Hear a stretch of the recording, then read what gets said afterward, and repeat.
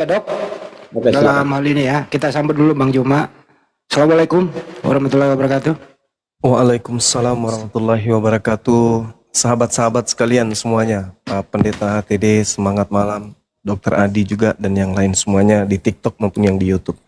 Silakan dilanjut, kita monitor sama-sama. Lanjut Bang Adi. Tadi bisa ditanggapi Dokter Adi. Anda kan sama-sama Kristen nih, kok beda haluan gitu. Ada satu kiri, satu ke kanan. Kenapa ini? Ya, kalau saya mengikuti jalur lurus. Jalur lurus Alkitab, jalur lurus itu kriterianya saya menyebutnya saja 4 sajalah, 4. Di samping yang ada yang lain ya. 1, semua rasul Kristen. Tidak ada rasul Katolik, tidak ada santo, tidak ada santa. Ya.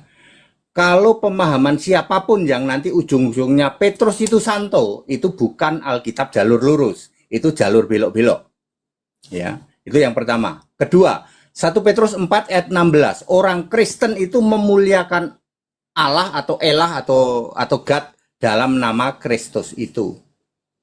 Jadi kalau Allahnya, Tuhannya bukan Yesus Kristus, bukan orang Kristen, siapapun Anda. Ya. Kemudian yang ketiga, Allah itu memang mutlak satu roh. Satu roh, Tuhan Allah itu satu roh, roh yang sama dan punya satu nama. Roh Kudus, roh Allah, roh Yesus, roh Tuhan, roh Kristus, roh yang sama dan punya satu nama, Yesus Kristus.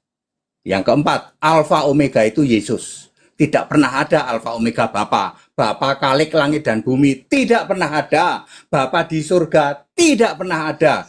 Dengan acuan itu saya tahu mana Alkitab jalur lurus, mana jalur belok. Ya, saya sudah tahu itu. Ya, itu Cukup. bedanya yang membedakan Ya. saya HTD ya GFU dengan semua yang lain. Saya pakai 4 kriteria itu saja. Kalau yang masih mengatakan aku percaya kepada Allah Bapa Khalik langit dan bumi, jalur belok-belok. Tidak pernah ada Bapa Khalik langit dan bumi. Khalik langit dan bumi Yesus. Ya, seperti itu. Ya, tidak ada rasul Katolik, Pak, tidak ada. Rasul jadi santo itu enggak ada. Semua rasul Kristen Roma 16 ayat 7. Kalau Alkitabmu pemahamannya tidak itu jalur belok-belok. Gitu, Oke, terima Pak. kasih. Terima kasih Pak Pendeta, biar bisa berdialog 3 Muslim terus Kristen, Dokter Adi. Sebagaimana judul yang belum kelar-kelar ini, yang sering ditawarkan Bang Nyoma, siapakah yang menyembah makhluk yang keluar dari kubur itu? Apakah Islam atau Kristen? Gitu ya, biar Bang Nyoma bisa masuk, Dokter Adi masuk, Pak Pendeta Henritan masuk. Untuk pertamanya ke Bang Juma dulu, baru Dokter Adi kembali ke Pak Henritan. Bang Juma silakan, topik ini belum kelar-kelar. Waktu dipersilakan. Bismillahirrahmanirrahim. A'udzubillahi minasyaitonirrajim. Bismillahirrahmanirrahim. Izinkan saya kemudian sebelumnya membacakan Al-Quranul Karim.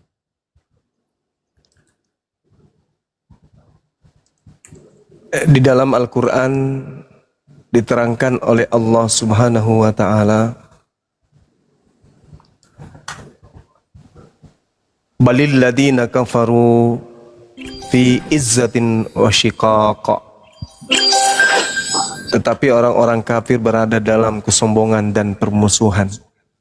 Kam ahlakna min qablihim min qarn fanadaw wala tahina manas. Betapa banyak umat sebelum mereka yang telah kami binasakan, kata Allah, lalu mereka meminta tolong, padahal waktu itu bukanlah saat untuk lari melepaskan diri. Wa ajibu an ja'ahum munzirum minhum wa qala al-kafiruna hadza sakhirun kazzab. Dan mereka heran karena mereka kedatangan seorang pemberi peringatan, seorang rasul dari kalangan mereka sendiri. Dan orang-orang kafir berkata, orang ini adalah pesihir yang banyak berdusta.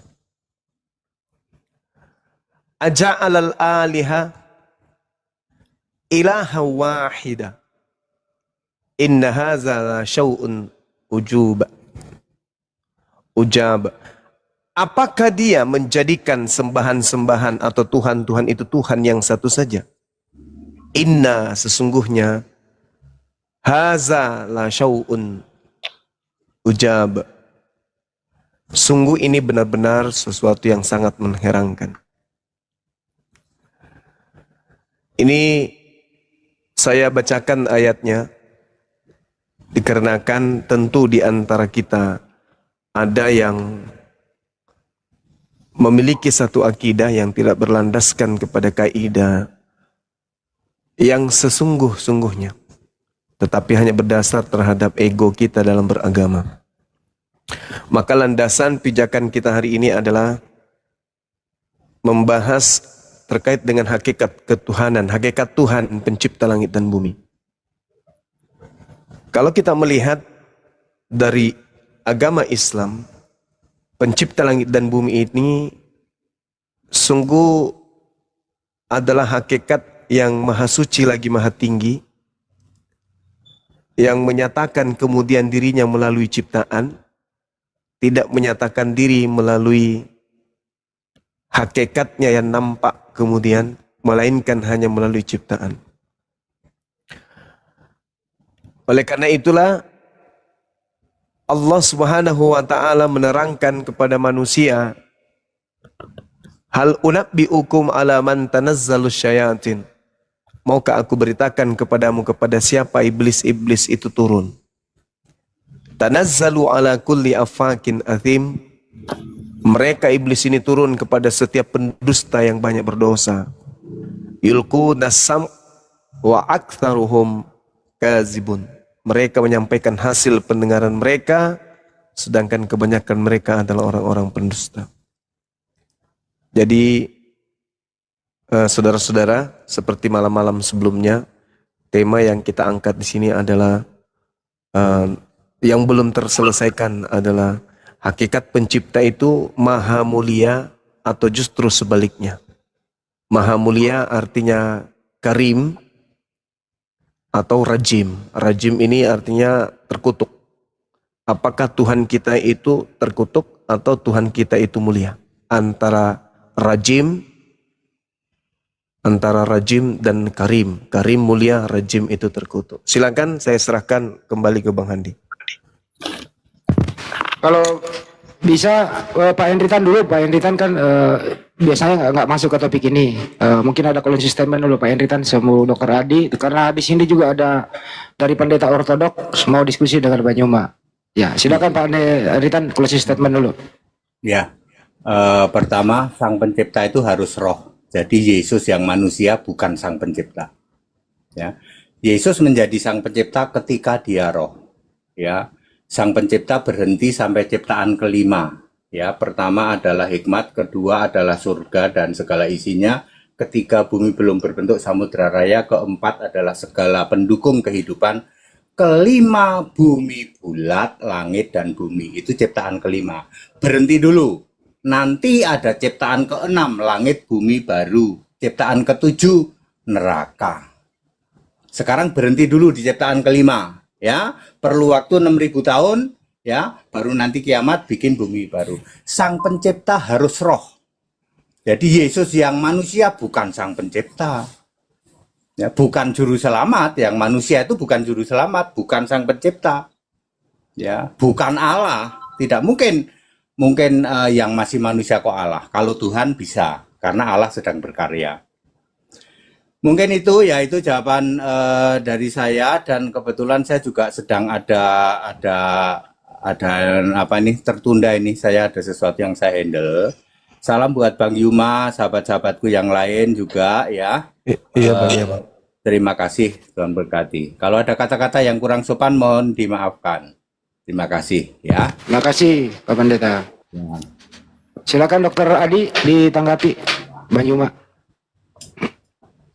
Baik, jadi yang menciptakan langit dan bumi di Kejadian 1 ayat 1 adalah yang berfirman kepada Musa di Keluaran 6 ayat 1 yang telah menampakkan diri kepada Abraham, Ishak dan Yakub.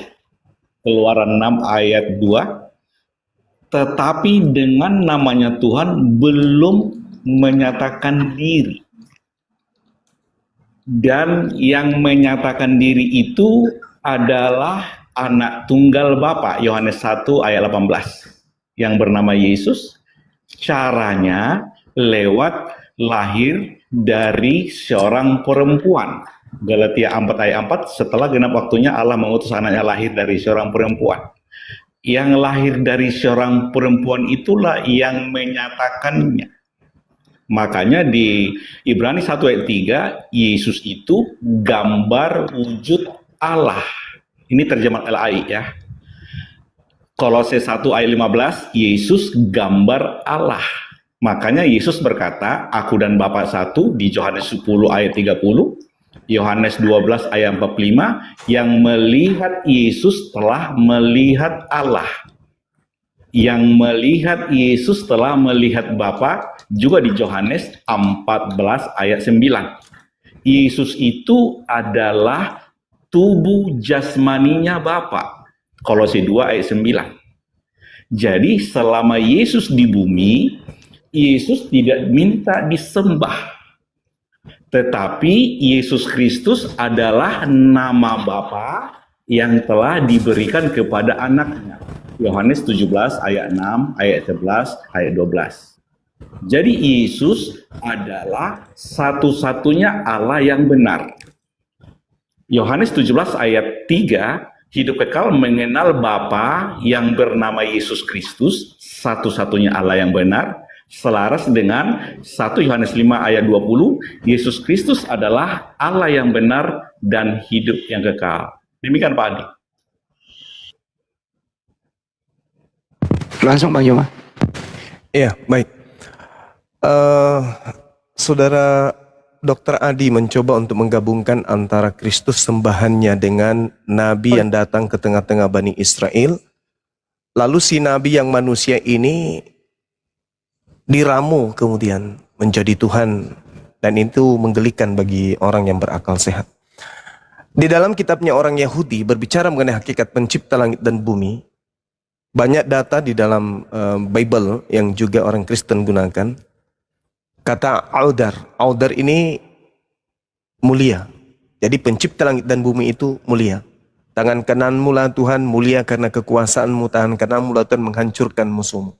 Banyak data yang menyatakan Tuhan itu mulia dan maha mulia. Mazmur 72, 18, 19. Terpujilah Tuhan ilah Israel yang melakukan perbuatan ajaib seorang diri. Dan terpujilah kiranya namanya yang mulia selama-lamanya.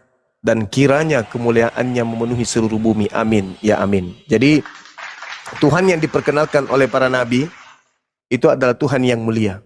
Sedangkan yang diperkenalkan oleh orang Kristen sembahan yang terkutuk.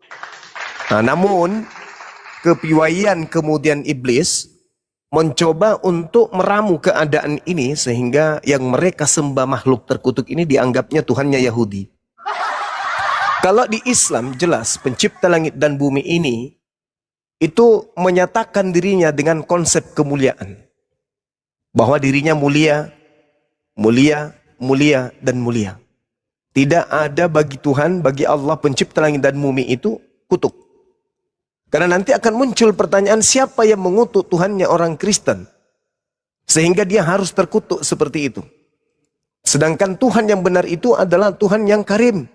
Tuhan yang mulia. Audar, mulia dalam bahasa Ibrani.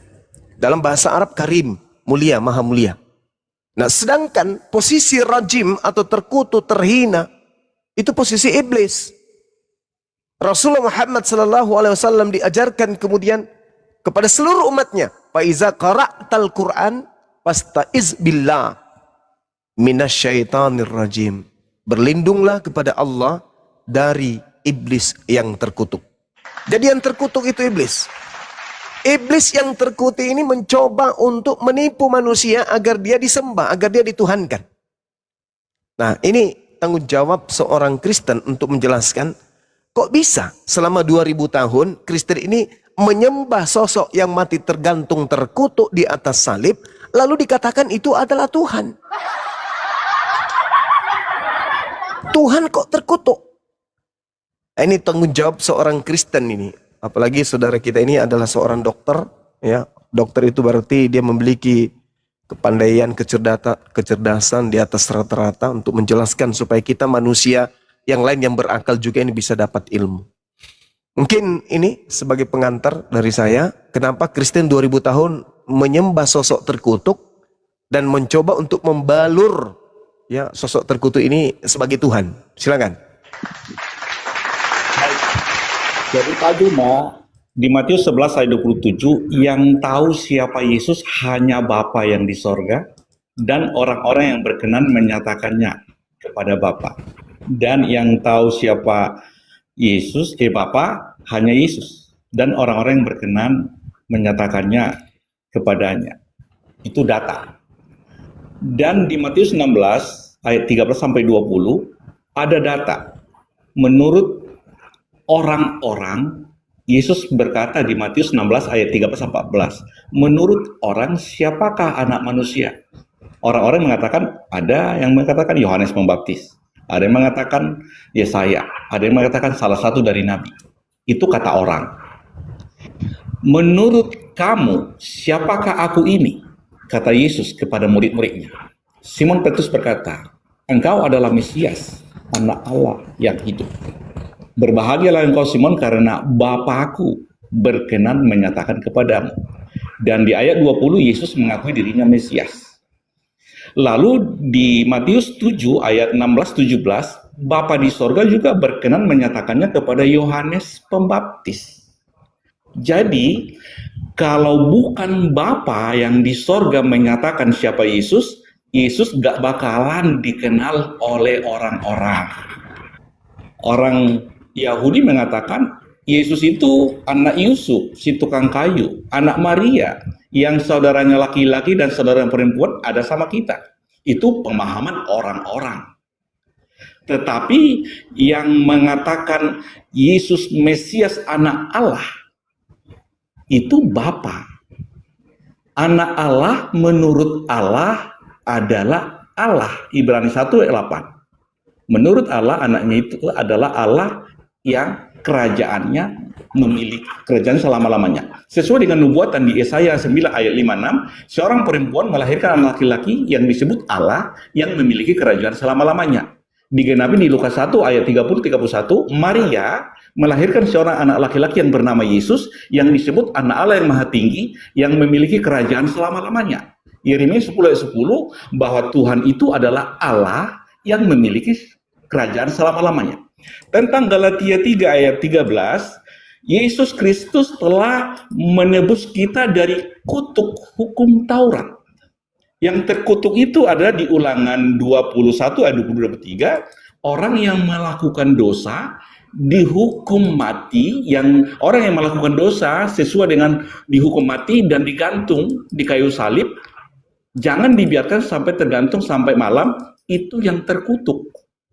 Jadi orang yang melakukan dosa itu adalah orang yang melakukan pelanggaran, dijatuhi hukuman mati, digantikan oleh Yesus di Galatia 3:13. Jadi Yesus menggantikannya. Itu pengertiannya, bukan terkutuk. Yang terkutuk adalah orang yang melakukan dosa dihukum gantung, jangan dibiarkan tergantung sampai malam. Itu yang terkutuk. Yang melakukan dosa terkutuk, tetapi Yesus menebusnya, Yesus mengampuninya. Itu yang saya pahami Pak Juma. Ini ada Pak Aldo, silakan Pak Romo Aldo. Iya, jadi yang Anda ceritakan ini terkait dengan Yesus yang datang di tengah-tengah Bani Israel sebagai nabi, sebagai rasul, utusan Tuhan. Ketika kemudian dia menyatakan dirinya Elohim, Bani Israel masa itu kemudian marah. Lalu kemudian Yesus klarifikasi, kenapa kamu marah? Karena aku mengaku Elohim. Bukankah di dalam kitab Tauratmu dikatakan siapapun, Musa, Daud, Harun, yang menerima firman dan diperintahkan untuk menyampaikan firman itu, maka dia adalah Allah, maka dia adalah Elohim, Dan apa yang tertulis dalam Taurat itu tidak bisa kemudian dibatalkan. Jadi wajar dong saya mengaku Elohim. Karena saya penyampai firman. Bukan berarti aku adalah Elohim itu sendiri. Itu pemahaman Yesus. Karena Yesus sendiri bersaksi tentang dirinya, dia hanyalah utusan Tuhan. Tapi lagi-lagi pada saat Yesus mengajarkan kalau dirinya utusan, umat Kristen tidak ada di situ. Umat Kristen ini adalah kelompok di luar dari pengajaran yang harus diwaspadai oleh muridnya Yesus. Kepada kelompok Kristen harus waspada. Nah, yang sedang saya bahas ini adalah hakikat Tuhan. Kalau Yesus itu Tuhan, kesalahan pertama. Kemudian Yesus ini dianggap Tuhan, lantas Tuhan itu terkutuk, ini kesalahan kedua. Sangat fatal. Karena pencipta langit dan bumi sebagaimana data yang saya sajikan tadi, Tuhan itu maha mulia. Awadar dalam bahasa Ibrani. Tidak ada sedikit pun kutuk pada dirinya. Apapun ceritanya. Sedangkan yang disembah oleh saudara Kristen yang bergelar Kristus, ini adalah sosok makhluk yang menjadi kutuk. Entah karena apa. Yang pasti sosok ini adalah terkutuk. Kristus telah menebus Kristen dari kutuk hukum Taurat. Dengan jalan menjadi kutuk. Bukan menjadi mulia. Ini bahaya ini. Ini bahaya ini. Kalau kita tidak waspada, maka kita bisa digiring untuk menyembah kepada sosok yang terkutuk ini. Alias iblis dalam pandangan Islam. Sebab ada tertulis, terkutuklah orang yang digantung pada kayu salib. Lagi-lagi Paulus mengutip Ulangan 21, di mana Ulangan 21, 22, 23 itu adalah orang yang dikutuki oleh Elohim. Narasi yang dibangun oleh seorang dokter mengutip-ngutip ucapan-ucapan Yesus yang adalah nabi seakan-akan benar. Padahal ini adalah pola yang berbeda. Yesus yang adalah nabi tetaplah nabi, tidak pernah berubah menjadi terkutuk. Beliau adalah hamba yang suci. Dia hamba suci. Sedangkan yang di atas salib ini itu berbeda oknum. Ini adalah sosok yang terkutuk. Beda dengan anak Maria. Ini bukan anak Maria ini yang digantung ini. Dia adalah sosok yang terkutuk yang menjadi sembahan orang Kristen yang keluar pada hari ketiga dari kubur. Inilah yang Yesus katakan di dalam Yohanes 14. Apa kata Yesus di sana? Tidak banyak lagi aku berkata-kata dengan kalian, sebab penguasa dunia ini datang. Penguasa dunia ini datang. Siapa penguasa dunia? Inilah yang digantung di salib secara terkutuk yang menjadi sembahan Kristen hari ini. Dan dia yang digantung di salib ini, kata Yesus, tidak berkuasa sedikit pun atas diriku. Yohanes 6 nomor 70. Yudas ini adalah makhluk yang kemudian disebut iblis oleh Yesus. Tidak banyak lagi aku berkata-kata dengan kamu sebab penguasa dunia ini datang, yaitu iblis. Dan iblis ini sedikit pun tidak berkuasa atas diriku. Berarti ketika iblis merasuki Yudas, iblis tidak berhasil sedikit pun atas upaya itu. Makanya di dalam Yohanes 14, 12 nomor 31, Yesus berkata apa? Sekarang berlangsung penghakiman atas dunia ini. Sekarang juga penguasa dunia ini, yaitu iblis, akan dilemparkan keluar. Pada kapan itu dilemparkan? Pada hari ketiga. Merangkak keluar dari kubur. Lalu disembah oleh orang Kristen. Saudara, saya hanya ingin menyimpulkan. Pencipta langit dan bumi itu maha suci. Pencipta langit dan bumi itu maha mulia. Sedangkan yang Anda sembah adalah sosok yang terkutuk. Pertanyaan saya, siapa yang mengutuk sembahan Anda yang ada di atas tiang salib itu? Silakan. Galatia 3:13 itu jelas tertulis Kristus telah menebus kita dari hukum Taurat dengan jalan menjadi kutuk karena kita. Sebab ada tertulis terkutuklah orang yang digantung pada kayu salib. Jadi Yesus kan menebus sesuai dengan nubuatan bahwa Yesus harus mati di kayu salib. harus menggenapi sesuai apa yang tertulis di Yohanes 5 ayat 46-47. Apa yang ditulis oleh Musa dan para nabi tentang aku harus digenapi. Selaras dengan Lukas 24 ayat 25, 26, 27 dan 44. Apa yang dituliskan oleh Musa dan para nabi tentang Yesus harus digenapi. Filipus juga di Yohanes 1:45 menyelidiki tulisan Musa dan tulisan para nabi tentang Yesus. Bahkan Paulus juga di Kisah Rasul 26 ayat 22-23, apa yang dikerjakan para nabi sebelumnya itu juga yang dikerjakan oleh Paulus. Jadi Pak Juma memahami Galatia 3 ayat 13 itu bahwa Yesus terkutuk, sebatas itu pengertiannya. Padahal Kristus menebus kita dari kutuk hukum Taurat. Caranya dia sendiri menggantikan kita. Aturannya saya yang digantung, Yesus menggantikan diri saya. Jadi Yesus yang digantung. Itu pemahaman yang benar. Tetapi di dunia ini ada 45.000 denominasi gereja memahami Bible dengan pemahaman sendiri. Nggak masalah. Para mualaf juga memahami dengan pemahaman sendiri, termasuk Pak Juma. Jadi yang terkutuk itu adalah yang melakukan dosa. Seperti yang tertulis di Ulangan 20 apa itu? Di Ulangan 22 ayat 22-23 yang saya bacakan tadi. Itu yang terkutuk. Saya bacakan ulang ya biar paham. Data-data itu jangan dipahami dengan pemahaman sendiri. Di Ulangan 22 ayat 21 saya bacakan. Ayat 21-22. Apabila seseorang kedapatan sebentar. 20 Ulangan 21 ayat 22-23. Nah, supaya datanya jangan salah.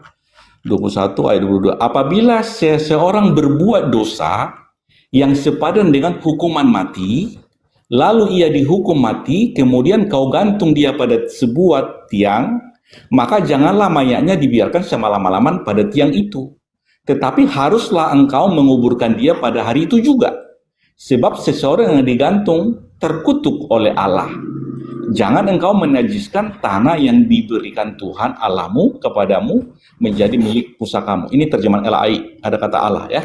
Jadi artinya Pak Juma dan semua netizen yang 2.400 orang yang terkutuk itu yang berbuat dosa yang sepadan dengan hukum mati. Tetapi itu digantikan Yesus. Dosanya itu diampuni Yesus. Yohanes 1:29. Jadi semua dosa dunia sudah diampuni Yesus. Yang sudah mati, yang masih hidup, dan yang belum lahir pun kalau berbuat dosa, dosanya sudah diampuni Yesus.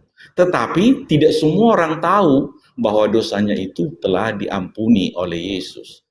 Demikian Pak Juma. Iya, Bang Juma izin dulu Bang Juma, sebentar saya silakan Bang Handi. respon dulu. Pak Lenon ini adalah omnya Peri, saudara mamanya Peri. Beliau masih Kristen, ponakan udah mualaf. Saya salamin dulu ya, Pak Lenon. Ya, Selamat malam, silakan Pak. Bang Handi. Pak Lenon. Ya udah pantau aja dulu di sini ya Pak. Silakan Bang Juma. Iya.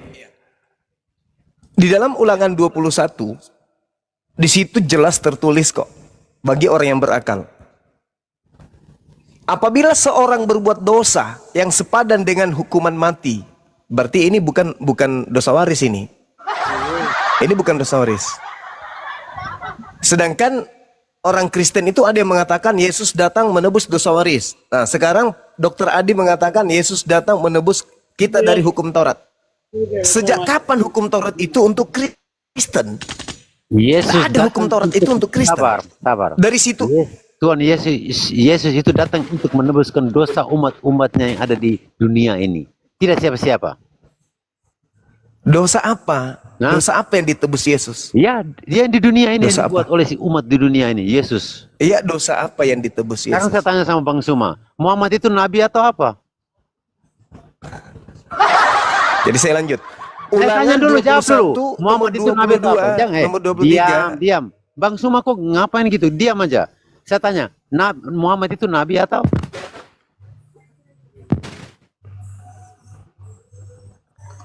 Gimana Bang Hendi? Mau diteruskan dengan Saya orang tanya bodoh? dulu. Pak Lenon jangan diganggu dulu Pak. Dia kan Saya haduh tanya dulu.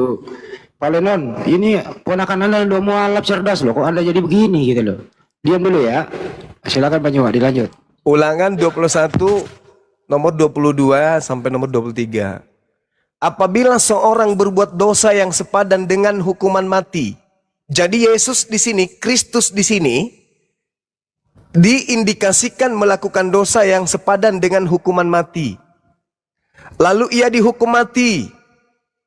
Dan orang ini, si Kristus ini adalah oknum yang dikutuk oleh Elohim. Ini tidak ada hubungannya sebenarnya dengan anak Maria. Gak ada hubungannya. Apa hubungannya dengan anak Maria di sini? Gak ada. Ini sedang berbicara tentang Yudas. Ini tidak sedang berbicara tentang anak Maria. Tetapi Yudas pun berkhianat karena iblis ada di dalam tubuhnya. Apabila seorang berbuat dosa yang sepadan dengan hukuman mati yang pantas diterima oleh Yudas, Amsal 21 nomor 18, karena Yudas telah mengkhianati Yesus. Ulangan 27 nomor 26. Nomor 27, sorry. Terkutuklah orang yang makan suap. Yang makan suap siapa? Yesus atau Yudas? Yudas. Yesus mengatakan Yudas ini iblis. Di dalam Yohanes 6 nomor 70. Apa kata Yesus? Bukankah aku yang memilih kalian yang 12 murid ini? Dan satu di antaramu adalah iblis, yaitu Yudas. Jadi, iblis ini yang terkutuk. Berarti yang digantung di salib itu adalah iblis yang kalian sembah. Kenapa Paulus mengutip Ulangan 21 nomor 22 nomor 23? Karena Paulus ingin menjerat kalian dengan sifu saya. Sifu saya. Paulus ingin menjerat kalian dengan sifu daya. Diiming-iming. Kalau kamu mencuri, dosamu sudah dihapuskan oleh Yesus. Kalau kau berzina, dihapus oleh Yesus. Apapun dosa-dosamu. Makanya Kristen itu bebas. Ini tidak ada hubungannya dengan anak Maria, Ulangan 21 ini. Ini berhubungan dengan Yudas sang pengkhianat. Jadi Galatia 3 nomor 13, Kristus ini yang dimaksud adalah Yudas. Tidak ada dasar pijakan Yesus itu terkutuk. Apa dosa Yesus? Apa? Di mana Anda mendapatkan dalil bahwa dosa ditanggung oleh Tuhan? Tuhan itu tidak menanggung dosa, Cak Ayu. Tuhan itu menghapuskan dosa. Coba sekali-kali diskusi itu pakai otak. Kristus telah menebus Kristen dari kutuk hukum Taurat. Saudara Kristen, saya tanya sama lu semua. Sejak kapan hukum Taurat itu untuk kalian? Hah? Lenon bocah, sejak kapan hukum Taurat itu untuk kalian? Kenapa Kristus menebus kutuk hukum Taurat untuk Kristen? Sibuk kali kalian. Hah? Taurat itu hanya untuk Bani Israel. Kalian bukan Bani Israel kan? Kalian entah Bani Kamfret kan, entah apakah? Kristus telah menebus kita. Kita nenekmu kiper. Mana ada? Ini cuman tipu muslihat nabinya Kristus. Paulus itu nabinya si Kristus ini. Yang masuk ke dalam Yudas. Iblis yang masuk ke dalam Yudas inilah. Yang kemudian kalian sebut Kristus. Ada nggak kemudian Anda bisa memberikan saya data? Satu aja. Di dalam kitabnya Yahudi Tuhan itu terkutuk. Ada nggak? Ada nggak? Ada nggak Tuhan itu bisa terkutuk? Sekarang kalau Kristus itu adalah Tuhan, siapa yang mengutuknya coba? Siapa yang mengutuk Tuhanmu ini? Hah? Tuhan mengutuk dirinya sendiri. Lawak-lawak kalian memang. Kristus telah menebus Kristen dari kutuk hukum Taurat. Itu nggak nyambung. Karena hukum Taurat itu bukan untuk kalian. Kalian ketika makan babi, kalian tidak berdosa. Kalian ketika tidak bersunat, kalian tidak berdosa. Kenapa? Karena hukum Taurat itu bukan untuk kalian. Hukum Taurat itu untuk Bani Israel. Kenapa lu yang merasa? Cahayu. Ini salah konsep si Paulus ini. Harus belajar lagi dia. Kristus telah menebus Kristen dari kutuk hukum Taurat dengan jalan menjadi kutuk karena kita. Siapa yang mengutuk Kristus? Siapa yang mengutuk Kristus? Ayo, jawab. Saudara dokter kan? Baik, saya Siapa jawab. yang mengutuk Kristus? Silakan. Ya, di Ulangan 21 tadi 22-23 itu tidak ada dosa waris di situ. Ya, Seseorang betul. yang berbuat dosa yang sepatutnya dihukum mati, Siapa yang mengutuk lalu Kristus? dihukum mati, kemudian kau gantung di kayu salib. Itu kan untuk orang Ya. Israel. Pertanyaan saya Pak Dokter, siapa yang mengutuk Kristus? Saya terangkan dulu, tidak ada yang mengutuk Kristus, tapi ayat itu yang terkutuk adalah orang yang berbuat dosa. Ya, jadi hukum Taurat itu untuk orang Israel. Saya setuju. Maka berlaku hukum Taurat dan kitab para nabi sampai Yohanes Pembaptis datang. Setelah Yohanes Pembaptis datang, aturan-peraturan dari hukum Taurat dan kitab para nabi itu dibatalkan oleh kematian Yesus. Jadi hukum Taurat itu, perjanjian lama itu adalah perjanjian antara Tuhan dengan Adam, perjanjian Tuhan dengan Nuh, perjanjian Tuhan dengan Abraham, perjanjian Tuhan dengan bangsa Israel melalui Musa. Perjanjian yang masa berlakunya sampai Yohanes Pembaptis datang. Setelah Yohanes Pembaptis datang, itu tidak berlaku lagi. Kata siapa? Perjanjian baru di Lukas 16 ayat 16. Lukas Perjanjian 16, baru adalah 17. perjanjian antara Yesus dengan murid-muridnya dan orang-orang yang percaya kepada pemberitaan dari murid-muridnya. Jadi perjanjian lama itu bercacat, Ibrani 8 ayat 7. Makanya dibuatlah perjanjian baru. Pertanyaan saya, siapa yang mengutuk Kristus? Tidak ada yang mengutuk. Lah ini Di Galatia dengan jalan 3. menjadi kutuk. Sebab ada Baik. tertulis, terkutuklah dia yang mati digantung di atas salib. Siapa yang mengutuk Kristus?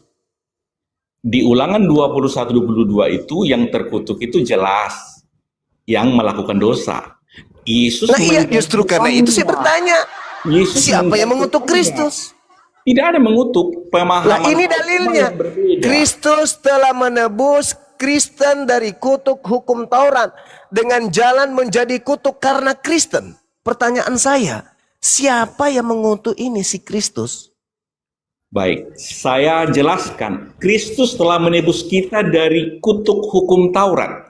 Bukan Kristus yang terkutuk, tetapi kita yang melakukan dosa. Oh kita itu yang pula yang terkutuk. terkutuk.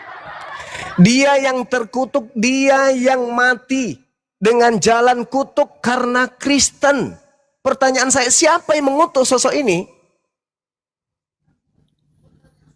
Udah, perhatikan baik-baik. Saya sudah mengatakan, yang melakukan dosa itulah yang terkutuk. Iya, ini Cuma- Kristus ini dengan jalan menjadi kutuk. Siapa yang mati dengan jalan menjadi kutuk? Kristus kan? Nah, pertanyaan saya, siapa yang mengutuknya? Artinya Pak Juma, Yesus menggantikan yang terkutuk itu digantung di kayu salib. Iya, siapa yang posisi. mengutuknya? Siapa yang mengutuknya ini? Ya, hukum Taurat itu yang mengutuk. Hah? Hukum Taurat itu mengatakan terkutuk. Ah, siapa itu? Di belakang kitab hukum Taurat ini siapa?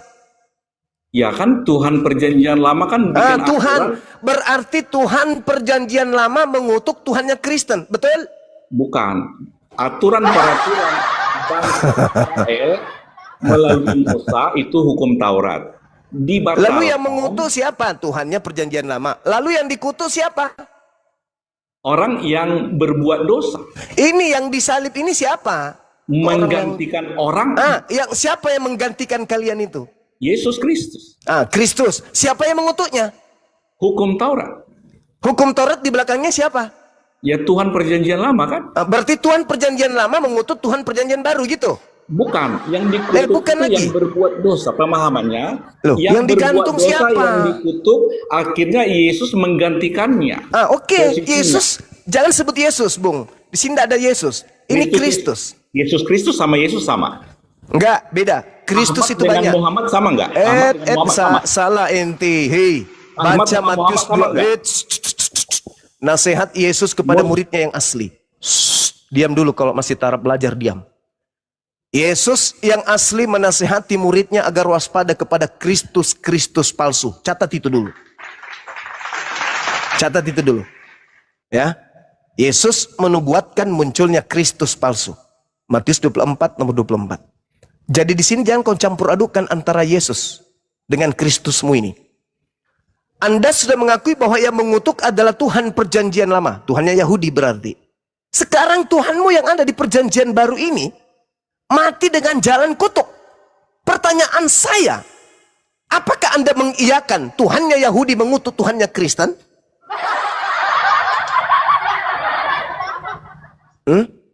Atau Anda ingin mengatakan Tuhan mengutuk dirinya sendiri? Tuhan sudah gila berarti. Ayo, Anda seorang dokter, silakan menggunakan kapasitas otak Anda itu. Baik, jadi Silakan. data yang saya nyatakan di ulangan itu hukum Taurat yang masa berlakunya sampai munculnya Yohanes Pembaptis. Setelah Yohanes Pembaptis itu nggak berlaku lagi. Jelas? Ya, ini Paulus ngapain ngutip ke situ berarti? Artinya clear dulu bahwa masa berlakunya itu Iya, kenapa dikutip kalau sudah tidak berlaku? Jadi pemahamannya selaras dengan Yohanes 1:29 bahwa Yesus telah menghapus dosa dunia. Tidak ada disebut Yesus di situ, Pak Juma, Cak Ayu. Kalau tidak percaya, Astagfirullahalazim, ya Allah ya Karim. Nggak dipaksa, oke? Nggak dipaksa. Bukan tidak dipaksa, ini Jadi kita sedang masalahnya Pak Juma mengedukasi kan masyarakat memahami- Indonesia, dokter. memahami dengan Tidak pemahaman ada sendiri. kata Yesus di Yohanes 1 nomor 29, Cak Ayu. Anda seorang dokter, tapi setiap Anda melontarkan kata-kata pasti dusta. Kenapa nggak mau sehat? Baik, Yohanes 1:29 saya baca.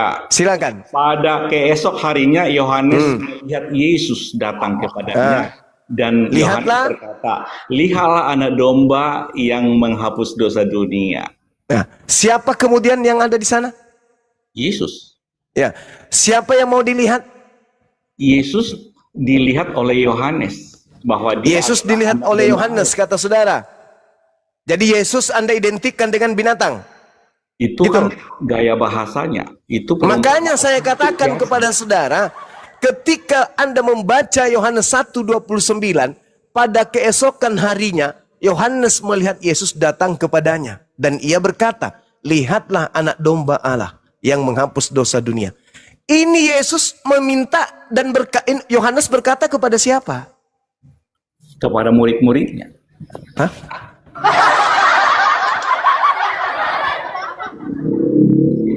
Kepada orang-orang yang ada yang dibaptis itu. Yohanes kan membaptis di ayat 28. Hal itu terjadi di Betania di seberang sungai Yordan di mana Yohanes membaptis.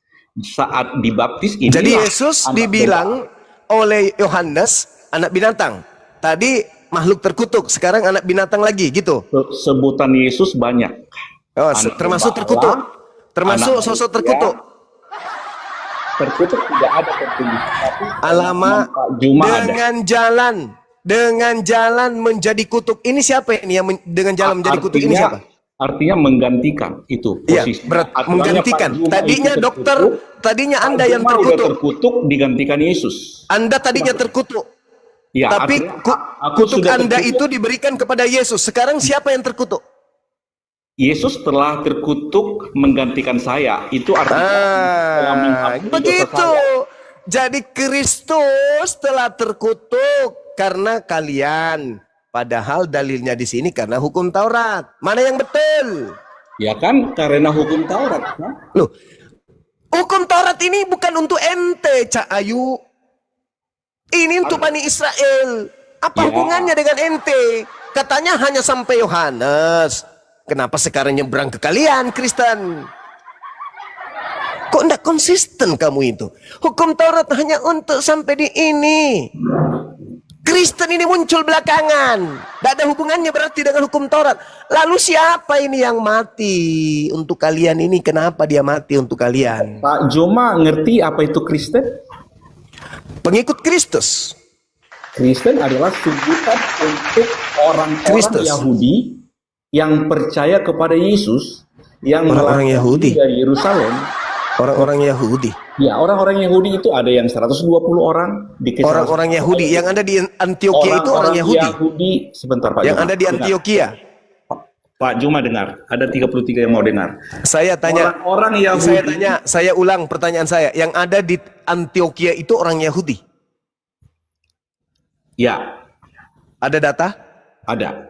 Silakan. Di Matius 28 ayat 16 sampai 20, Silakan. ada 11 murid Yesus diperintahkan jadikan semua bangsa muridku dan baptislah mereka dalam nama Bapa Hei, ajarlah mereka melakukan segala sesuatu. Cak Ayu, saudara, dengarkan saya. Nih Dengar cara dulu, belajarnya Pak. nih. Yang Pakai kedua, kerangka otakmu itu yang rusak itu. Yesus berpesan kepada ke-12 muridnya agar jangan ke bangsa lain. Itu Baik. 12 murid. Diam dulu. Paulus mengaku diutus kepada orang-orang bersunat atau kepada orang yang bersunat? saya terangkan dulu tentang Kristen nanti. Enggak usah. Ini saya sedang menjelaskan. Artinya Paulus kalau mengaku, bertanya silakan bertanya. Paulus mengaku Kalau diutus. bertanya, silakan bertanya. Paulus Silakan mengaku menjelaskan. diutus Kalau nanti saya menjelaskan Paulus mengaku diutus untuk non-Yahudi. Galatia 1 nomor 15. Kau mau bantai itu? Dokter, kamu mau bantai itu pengakuan Paulus? Aku diutus kepada orang-orang non-Yahudi. Kau mau membantai itu? Kau nggak malu? ini Kau diskusi nggak malu? apa enggak? Aku di mute ini. Kamu nggak malu? Paulus sendiri mengaku diutus kepada non-Yahudi. Pak Juma, kalau diskusi dengan data, dengar dulu data yang saya sampaikan. Kamu mengatakan yang ada di Antioquia itu orang Yahudi. Ya. Paulus mengaku diutus kepada non-Yahudi. Mana yang betul? Anda atau Paulus? Atau Saya jawab. dua-duanya pembohong? Saya jawab dengan Ya. data. Baik. Silakan. Jadi orang-orang Yahudi yang percaya kepada murid-murid Yesus yang 11. Ini 11, bukan 12. Di Matius 28 itu 11. Saya Itu paham ada kalau 100, itu, dokter. Sebentar, ada 100. Saya paham kalau itu, dokter. Artinya Yang saya gini tanya Pak Juma, yang di Pak Juma itu Antioquia. nggak fair. Data-data yang saya pahamikan, saya terangkan dulu dengan data, dengar baik. Hei, yang ke kalau Antioquia yang diskusikan disebut harus pertama dengar kali Kristen teman itu diskusi. pengikut Gimana? Paulus. Gimana Pak Handi? Gimana? Bisa nggak diteruskan ini? Kita diskusi dengan data. Saya tanya dulu samamu. Yang disebut Kristen pertama kali itu pengikut Paulus di Antioquia atau siapa? Pengikut Yesus yang melarikan diri dari Yerusalem ke Antioquia. Makanya data ini saya mau sampaikan. Pak Silakan Juma. Anda tunjukkan pengikut Yesus di Antioquia. Tunjukkan Baik. ke saya. Saya Silakan. tunjukkan, saya baca Ya. datanya. Oke. Silakan. Saya mau terangkan dengan data-data, nggak mau dengar. Silakan, Di pendusta, Kisah silakan. Rasul 1 ayat 15, ada orang Yahudi 120 orang yang percaya kepada Yesus atas pemberitaan dari 11 orang murid itu. Ada juga 3.000 orang di Kisah Rasul 2 ayat 41. Ada juga yang 5.000 orang Yahudi yang percaya kepada 11 itu yang melarikan diri dari Yerusalem ke kota Yudea dan Samaria itu di Kisah Rasul 8 ayat 1. Dan di Kisah Rasul 19, di Kisah Rasul 11 ayat 19 saya baca ya. Yang 120 orang Yahudi, yang 3.000 orang Yahudi, yang 5.000 orang Yahudi yang melarikan diri dari Yerusalem dan ke Yudea Samaria, ada juga tersebar ke Siprus, Venesia, dan Antioquia. Di kota Antioquia lah yang 120 orang Yahudi, yang 3.000 orang Yahudi, yang 5.000 orang itu sebagian itu disebut jemaat. Ya, untuk pertama kali Kristen. Jadi ayat 23, Barnabas datang ke kota Antioquia diutus oleh jemaat Yerusalem. Jadi di ayat 22, maka sampailah kabar tentang mereka itu kepada jemaat di Yerusalem, lalu jemaat itu mengutus Barnabas ke kota Antioquia. Yang diutus oleh jemaat ke kota Antioquia adalah Barnabas. Cuma Barnabas mengundang Saulus dari Tarsus. Jadi mereka tinggal bersama-sama jemaat itu 1 tahun lamanya. Jadi Saulus dan Barnabas tinggal 1 tahun dengan orang-orang Yahudi yang percaya kepada Yesus. Dan di kata Antiokhia lah orang-orang yang percaya ya pada Yesus, orang-orang Yahudi itu untuk pertama kali disebut Kristen. Jadi bukan Paulus yang membuat Kristen, tapi orang-orang Yahudi yang percaya kepada Yesus atas pemberitaan dari 11, bukan 12. Demikian Pak Juma. Oke, dengarkan saya wahai pendusta.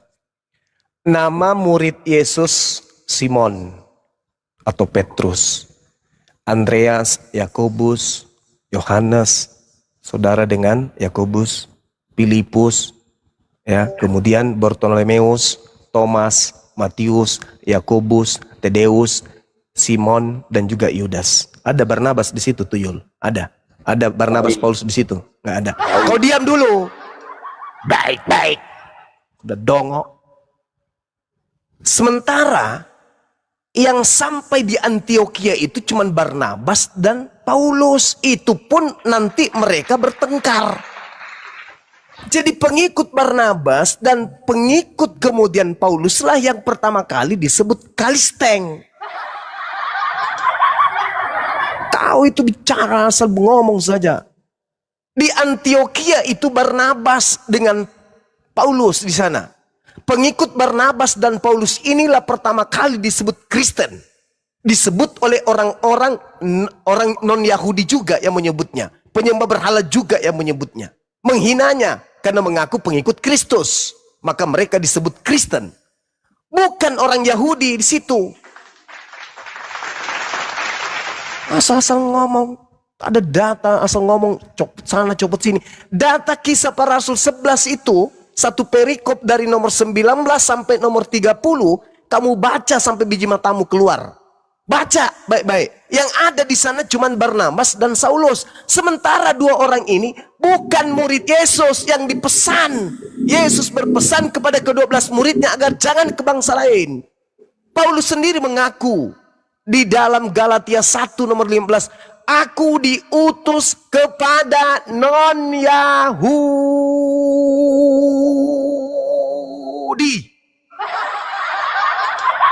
Kenapa bisa jadi dokter orang ini ya? Jadi kembali kepada tema kita. Kristus itu adalah sosok yang datang yang sudah dinubuatkan oleh Yesus. Waspadalah kepada Kristus. Yang mati di atas salib secara kutuk ini. Itu Kristus. Kalian sembah dia kan? Makanya muncul pertanyaan saya tadi. Siapa yang mengutuk Tuhan kalian si Kristus ini? Anda sudah mengakuinya. Yang mengutuknya adalah Tuhan di dalam perjanjian lama. Dengan kata lain, Tuhan dalam perjanjian lama hanya mengutuk iblis. Si ular tua yang dikutuk oleh Elohim. Makanya Yesus mengatakan dalam Yohanes 6 nomor 70. Iblis, Yudas iblis, yang digantung penggantinya, yaitu pemakan suap. Siapa yang makan suap? Siapa yang berkhianat? Itulah yang digantung. Itulah yang keluar dari kubur. Karena masih dalam pengaruh iblis. Bukankah aku yang memilih engkau yang 12? Satu di antaramu adalah iblis. Siapa itu? Yudas. Siapa yang terkutuk antara Yesus dan iblis? Siapa yang terkutuk? Iblis atau Yesus? Yesus atau iblis? Iblis yang terkutuk. Yesus pula yang terkutuk. Dengan akal-akalan. Kristus telah menebus kita dari kutuk hukum Taurat. Sejak kapan kalian itu diikat oleh hukum Taurat? Sejak kapan? Kalian bukan Bani Israel. Kalian sibuk-sibuk sendiri. Demi apa? Demi melancarkan aksi si Kristus palsu ini. Supaya apa? Supaya kalian pergi ke seluruh dunia. Agar apa? Agar semua orang menjadi murtad, menjadi penyembah iblis ini. Itu dalil. Makanya Yesus meminta waspada kepada Kristus. Karena penyesat yang datang setelah Yesus itu bergelar Kristus. Ini yang datang kepada Paulus. Ini. Bukan manusia ini. Galatia 1 nomor 1. Bukan manusia yang datang kepada Paulus. Tapi memakai nama Yesus. Nomor 11-nya, bukan manusia yang mengajarkan aku Injil, tetapi Yesus. Sejak kapan anak Maria bukan manusia? Sejak kapan? Anak manusia, anak Maria tetap manusia. Yohanes 6 nomor 3. Apa yang dilahirkan oleh daging adalah daging. Maria daging, melahirkan daging. Bukan melahirkan roh, melahirkan daging. Roh itu hanya ditiup. Roh itu tidak dikandung. Roh masuk ke dalam jasad yang dikandung. Keluar, hidup dia. Jadi Anda harus paham. Anak Maria itu adalah manusia. Yang datang kepada Paulus bukan manusia. Dua sosok yang berbeda, nama sama. Nah, kata Yesus, waspadalah kepada Kristus palsu. Yesus Kristus telah menebus kita dari kutuk hukum Taurat, kata Anda. Padahal di situ tidak ada Yesusnya. Kristus telah menebus Kristen dari kutuk hukum Taurat dengan jalan menjadi kutuk. Pertanyaan saya, siapa yang mengutuk si Kristus? Anda belum jawab.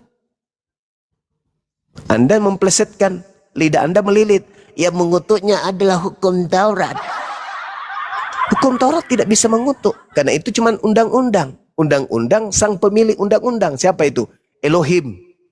Berarti yang mengutuk Kristus adalah Elohim. Kalau Anda merujuk ke dalam Ulangan 21, berarti Kristus itu adalah pelaku dosa yang sepadan dengan hukuman mati. Nah, siapa pelakunya? Yesus atau Yudas? Yudas, Cak Ayu. Jangan kau bawa-bawa Yesus anak Maria ke situ. Jangan.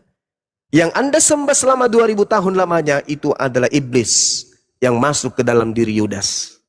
Silakan. Pakai akal sedikit napa Pak Dokter? Silakan. Baik, di Kisah Rasul 8 ayat 1, kecuali rasul-rasul tersebarlah ke seluruh daerah Yudea dan Samaria orang-orang Yahudi yang percaya kepada Yesus. Itulah yang 120 orang, yang 3.000, yang 5.000. Lalu di Kisah Rasul 11 ayat 19 itu tersebar ke Siprus, Venesia, dan ke kota Antioquia. Jelas. Jadi bukan cuma Saulus dan Barnabas yang ada di kota Antioquia, tetapi saya baca ayat 19 mulai ya. Sementara itu banyak saudara-saudara telah tersebar karena penganiayaan yang timbul sesudah Stefanus dihukum mati.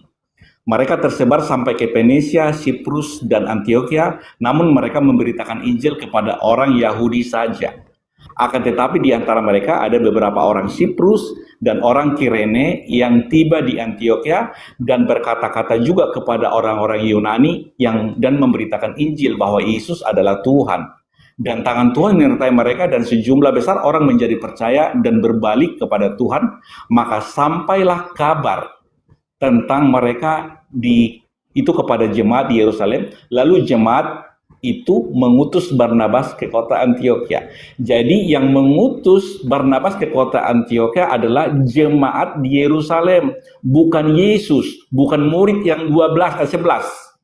Jadi yang ada di kota Antioquia itu adalah jemaat atau orang-orang Yahudi yang percaya kepada Yesus atas pemberitaan dari 11 orang murid. Ada yang 120, ada 3.000, ada yang 5.000 orang itu. Setelah Barnabas datang dan melihat kasih karunia Allah, bersukacitalah ia menasihati mereka supaya mereka semua tetap setia kepada Tuhan. Karena Barnabas adalah orang baik, penuh dengan Roh Kudus dan iman, sejumlah orang dibawa kepada Tuhan.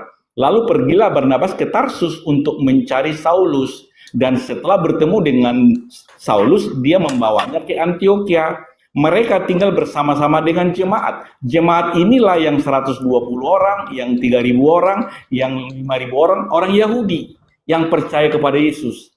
Sambil mengajar banyak orang, di Antioquia lah murid-murid itu untuk pertama kali disebut Kristen.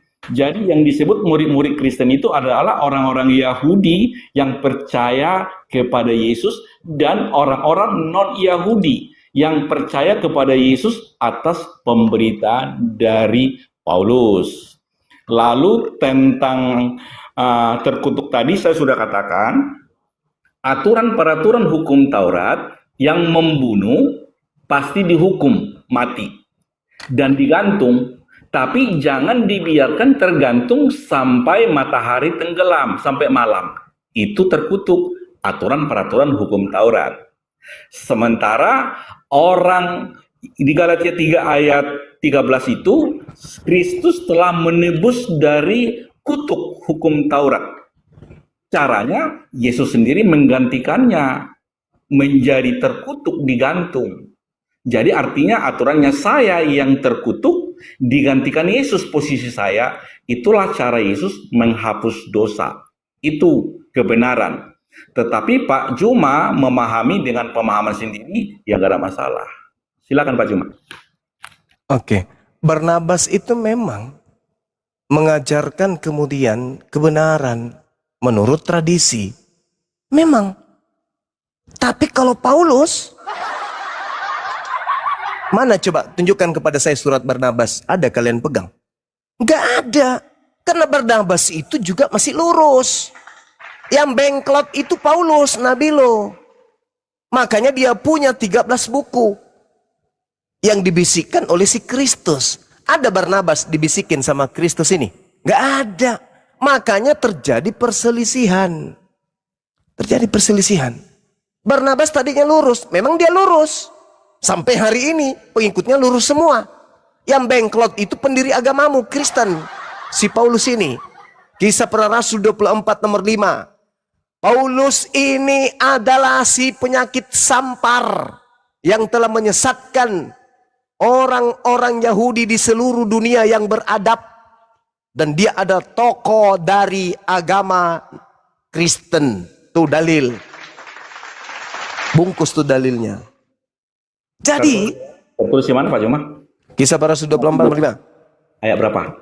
Nomor 5. Oke, Jadi, saya baca dulu. kau pelajari dulu, nggak usah kau ganggu saya. Tetapi ketika Paulus berbicara tentang kebenaran, penguasaan diri dan penghakiman yang akan datang, Felix menjadi takut dan berkata, itu Felix yang berkata, cukuplah dahulu dan pergilah sekarang. Apabila ada kesempatan baik, aku menyuruh tidak ada gitu. Apa tadi dimaksudnya yang maksud Pak Juma itu apa tadi? Telah nyata kepada kami orang-orang Yahudi bahwa orang ini adalah penyakit sampar. Paulus ini penyakit sampar. Seorang yang menimbulkan kekacauan di antara semua orang Yahudi di seluruh dunia yang beradab. Dan dia Paulus adalah seorang tokoh dari sekte orang Nasarios. Tertulis di mana Pak? Alamak, kamu itu dokter. Kisah Rasul 25 bukan kayak gitu bunyinya. Udah urusanmu lah. Aku nggak bilang jadi dokter. jangan menambah, jangan mengurangi gitu Pak. Makanya jadi, kalau Anda tidak paham Kristen, jangan wakili Kristen. Karena saya lebih paham Kristen daripada Anda. itu Oke. Felix yang bicara di situ tidak seperti narasi Pak Juma, jadi salah narasinya. Jadi nggak dikuasai Alkitab. Jadi jangan mengajarkan Alkitab tanpa menguasainya. Tertulis di mana salah alamatnya. Udah Kisah itu dari Rasul tamu lah. 25 itu Paulus. Itu dari talo. Siapa suruh lo sok-sok tampil di sini tapi kau buta paham dengan Bibelmu Pak sendiri. Juma mau mengutip ayat tapi salah alamat. Saya teman-teman tadi menyebut kitab mana teman-teman? Kisah Para Rasul berapa saya sebutkan tadi teman-teman? KPR berapa tadi ya? 24 Ada yang ya? ingat? KPR 24. Nomor? Berapa? Nomornya berapa? Lupa saya. Nomor 4 atau nomor berapa? 25 katanya. 25. Nanti Pak Heni putar ulang. Kisah Para Rasul 24 nomor 5 itu mainan anak kucing saya itu Oke, dalil. nomor 5 kita baca. Nomor 5. Dah, Tadi diam, 25 diam. katanya. Oke. Jadi kalau Itu mainan kucing saya di rumah itu dalil itu. Kisah Rasul 24 nomor 5. Kau kalau orang belajar kau ini, orang baru baca di depannya kau udah tahu. Oh, Pak dia Andi, yang baca-baca. kenapa di mute? Yang dia baca ini. Jangan ganggu saya dulu. Saya luruskan dulu Kristen yang ada di bawah. Jadi saya ingin bertanya kepada saudara Dr. Adi. Kedudukan kutuk ini berdasarkan Bible loh ya. Saya tidak tanya Al-Quran. Nanti ketinggian. Kamu nggak sanggup nanti. Berdasarkan Bible, posisi kutuk ini dinobatkan kepada Tuhan atau dinobatkan kepada iblis? Jawab. Baik, saya jawab dengan data-data. Di Ulangan itu jelas yang terkutuk itu yang melanggar hukum Taurat jika mati, jika berbuat dosa yang sebanding dengan hukuman mati dan digantung di kayu salib. Yang dikutuk, Jangan yang dibiarkan dikutuk tergantung. selain itu kan akibat dari si kutuk. Si kutuklah yang merasuki yang digantung itu sampai dia kemudian dikutuk juga. Cikal bakal pertama manusia ini dikutuk itu disebabkan oleh siapa yang dikutuk pertama kali? Manusia pertama kali dikutuk. Siapa Yang makhluk yang pertama kali dikutuk? Makhluk pertama kali dikutuk si ular. Nah, Si sorga, si pandai ular. kau kan? Jadi Posisi kutuk ini, memberi wahyu. posisi kutuk ini berada pada sisi Tuhan atau berada pada sisi iblis?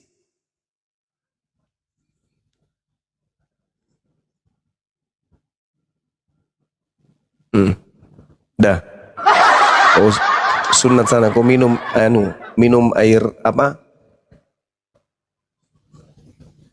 Air impus kau minum 1 liter biar kau sehat. Kisah 24 nomor 5, masa Dokter Adi nggak tahu? Itulah dia. Telah nyata kepada kami bahwa orang ini adalah penyakit mampus. sampar. Sekarang saya Seorang tanya. yang menimbulkan kekacauan. Ya. Iya Bang Handi. Di seluruh dunia beradab dan dia adalah tokoh dari Kristen. Sekarang saya mau tanya pada semua yang ada di Komal ini. Kedudukan kutuk itu ada pada hakikat pencipta atau Tuhan atau ada di iblis? Bang Handi. Iblis. Saudara Aduh, ya oke gini, Pak. Boleh saya yang lain? Dinda Ferry yang mendapatkan posisi gelar kutuk itu atau terkutuk itu Tuhan atau iblis? Iblis. Iblis. Bunda? Iblis. Iblis. Saudara Emerald? Tidur. Kepas?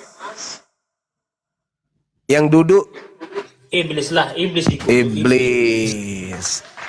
Yang kutuk, yang terkutuk di atas tiang salib ini siapa? Beda, itu beda, itu konsepnya udah beda. Ayo, sadar dong. Sadar dong.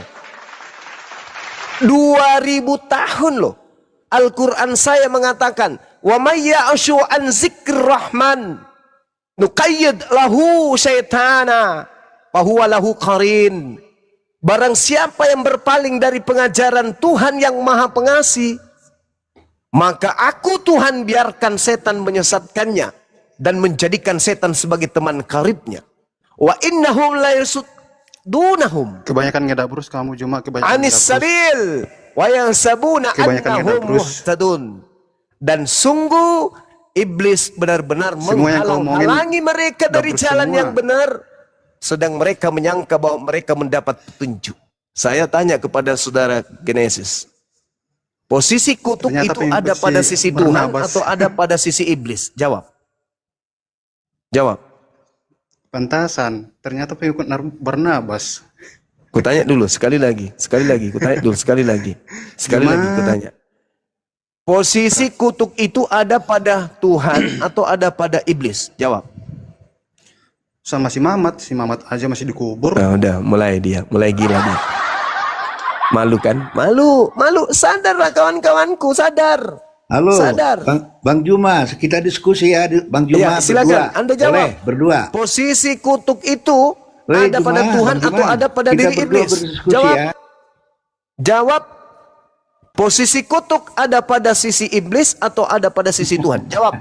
Enggak mau mocongmu itu pertanyaanmu itu. Hah? Apa? Kenapa? Jantungmu meledak? Tema ini membuat kepalamu pecah. Pertanyaanmu itu nggak perlu dijawab, udah dijelasin tadi, kamu nggak mau terima ya sudah, ya kan? Saya Gitu tanya aja. sekali lagi. Sudah dijelasin, Posisi Anda tidak mau kutuk. terima. Posisi Udah. kutuk ada pada hakikat Tuhan atau ada pada sisi iblis? Jawab. Sudah dijelasin. Jawab. Boleh saya berbicara nggak? Boleh. Kalau hitung sampai Saya 3 bertanya ya. malah. Ya. Saya Saya malah sampai 3, bertanya. kalau nggak jawab saya turunkan. 1, 2, 3 dijawab.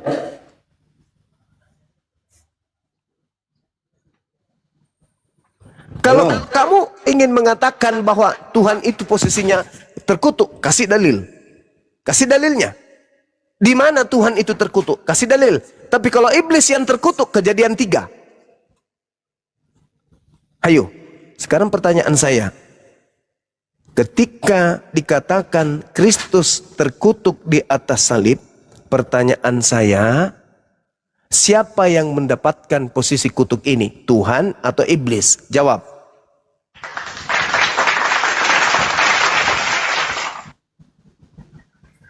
Oke, ganti tema. Tadi udah dijelasin, cuma Anda tidak terima. Ganti tema aja, boleh?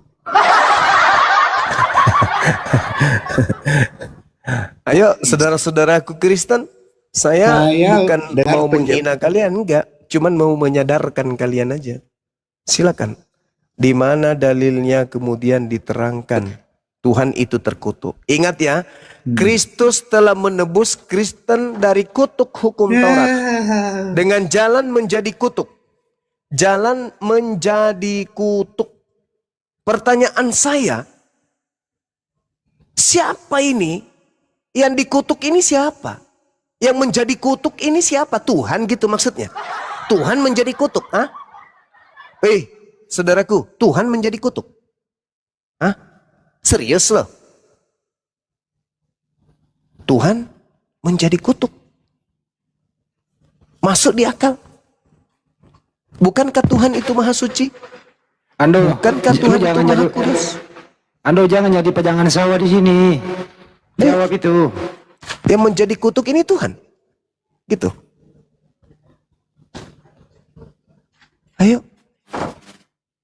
Makanya Yesus berkata, waspadalah kepada Kristus palsu. Dia akan menyesatkan banyak orang. Banyak orang yang disesatkan Kristus itu namanya pengikut Kristus. Halo, Juma, saya boleh bicara, Juma? Boleh saya Justru bicara? saya bertanya, memberikan Boleh. ruang kepada Anda untuk berbicara. Anda jangan bernarasi sendiri, boleh saya bicara? Ya silakan, saya kan bertanya, siapa yang menjadi kutuk ini? Tuhan atau iblis? Saya akan sampaikan nubuat Silakan. Yesus tentang Nabi Pak dengan ciri-cirinya lengkap. Iblis Narasi melulu. adalah makhluk terkutuk. Yang kau sembah sosok yang menjadi kutuk. Untuk Anda lepas dari tuduhan, tolong Anda jawab sederhana. Posisi kutuk ini ada pada posisi Tuhan atau ada pada posisi iblis? Itu dong. Kalau Anda Oke, mengatakan Juma, saya Anda mau pada posisi sampaikan. Tuhan, Boleh gantian, Juma. berarti Anda menyembah Tuhan yang terkutuk. Kalau Anda mengatakan kutuk ini ada pada posisi manusia, berarti Anda ada pada posisi iblis, berarti Anda menyembah iblis. Kalau Anda mengatakan kutuk ini ada pada posisi Tuhan, berarti Anda menyembah Tuhan yang terkutuk. Kalau Anda mengatakan kutuk ada pada posisi iblis, berarti Anda menyembah iblis yang terkutuk. Mundur bisulan, maju kurapan. Anda mau kemana? Wahai penyembah makhluk terkutuk. Anda sibuk mau memfitnah Nabi Muhammad, sedangkan nyata kau menyembah makhluk terkutuk. Hah? Kau luruskan dulu itu imanmu, kepercayaanmu tuh. Kok menyembah makhluk terkutuk? 2000 tahun kalian telah ditipu. Kok nyembah batu? Enggak apa-apa, daripada jangan menyembah terkutuk. Enggak apa-apa, Anda menuduh kami menyembah batu. Tidak ada batu dikutuk. Yang dikutuk itu iblis. Dan Anda penyembah yang terkutuk itu. Berarti Anda menyembah iblis. Ayo. Kenapa malu-malu? Setelah ini Anda renungkan, Anda pikirkan, Anda mendapatkan surga ketika Anda meninggalkan penyembahan terhadap si kutuk. Si kutuk ini iblis. Tak ada alasan mengatakan Tuhan menjadi kutuk. Nggak ada. Hanya manusia laknat yang bisa mengatakan Tuhan itu kutuk. Hanya penghuni neraka yang mengatakan Tuhan itu kutuk. Kitabnya orang Yahudi posisi kutuk itu hanya ada pada iblis. Kitabnya umat Islam, posisi kutuk itu hanya ada pada iblis. Tapi di Kristen, Tuhan ada pada posisi kutuk. Kalian ini apa sih? Sampai segitunya. Ayo kawan-kawan, renungkan apa yang saya sampaikan.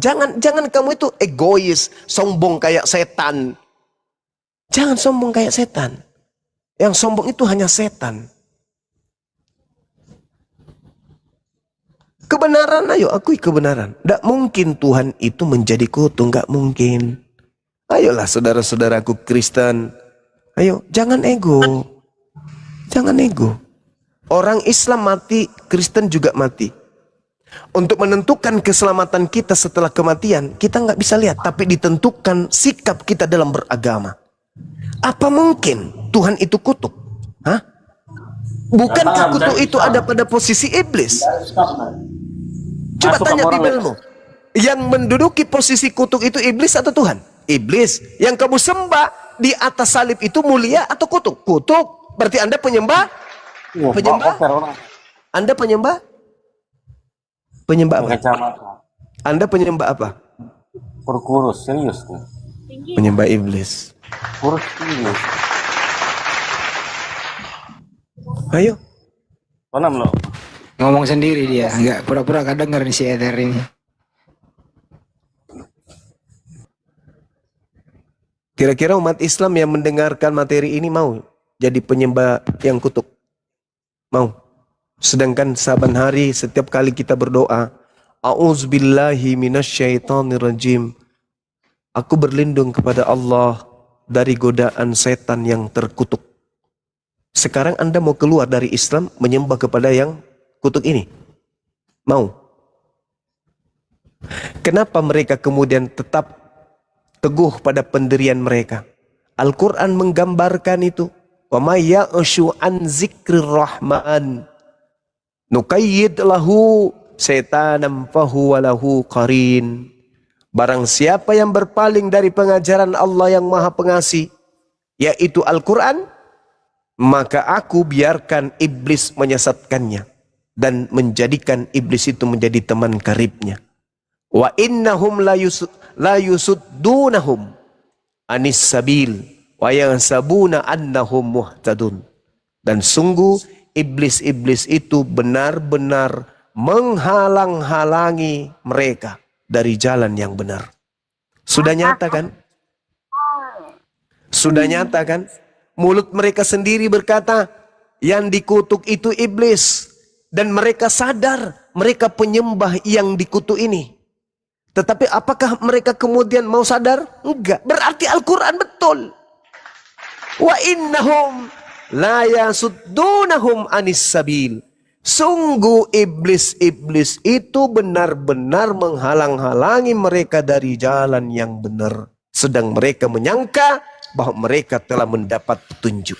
Ini kata Quran. Apakah kenyataan? Kenyataan. Saudara Kristen mengaku enggak bahwa yang mati digantung di salib itu terkutuk? Mengaku. Mengaku enggak bahwa yang terkutuk itu adalah iblis? Mengaku. Mengaku enggak kalian menyembah iblis? Tidak.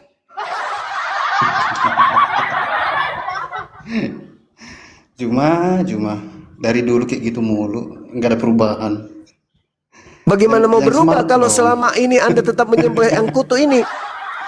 Saya akan tetap nggak seperti apa-apa, ini. nggak apa-apa. Kok nggak apa-apa pula? Ya, itu Kalau kan urusan Anda menelan urusan ajaran, kami. dengar, kalau Anda menelan ajaran itu sendiri ya nggak apa-apa. Tapi faktanya ajaran ini, penyembahan terhadap si kutuk ini, kalian ajarkan dengan tipu muslihat kepada umat Islam juga. Kalau cuman kalian aja yang nyembah yang si kutuk ini nggak apa-apa.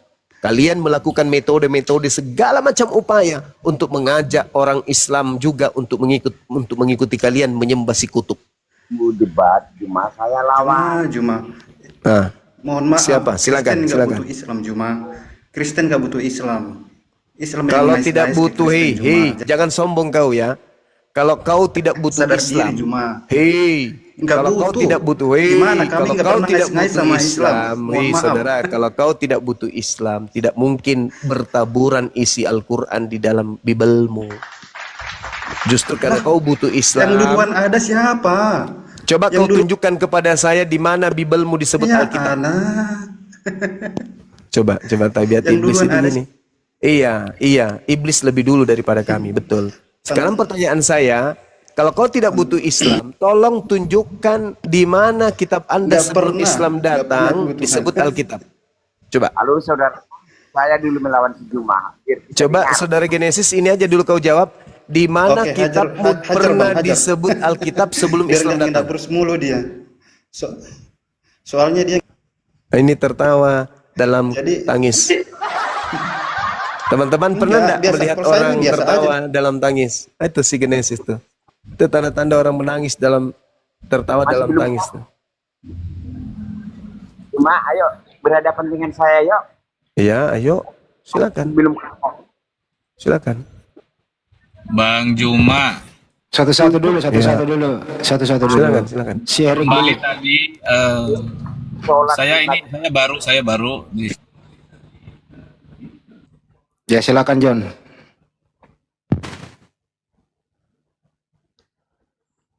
Silakan, saudara, silakan. Saudara John ini. Mute itu Bang John. Bang Zuma, aku tadi minta maaf itu yang dua orang itu om aku Bang Zuma, adiknya Mama nggak enak. Maaf ya Bang Zuma ya. Iya, nggak apa-apa deh, nggak apa-apa. Adiknya Mama secara jasmani kan, tapi beda akidah. Dia penyembah si kutuk. Beda dengan kita.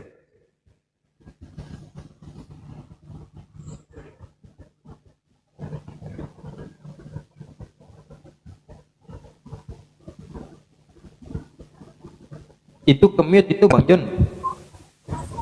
Oke, selamat malam. Saya mau diskusi dengan si Juma. Oke, boleh Nggak bisa, masuk dengan si Juma berdua. Nggak bisa kok diskusi kok nggak ngerti bahasa Indonesia. Belajar dulu bahasa Indonesia.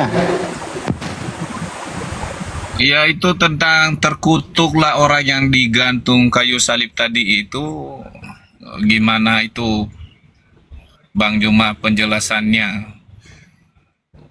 Sebetulnya dari mana gitu referensinya sampai pada akhirnya pada kesimpulan bahwa itulah iblis begitu.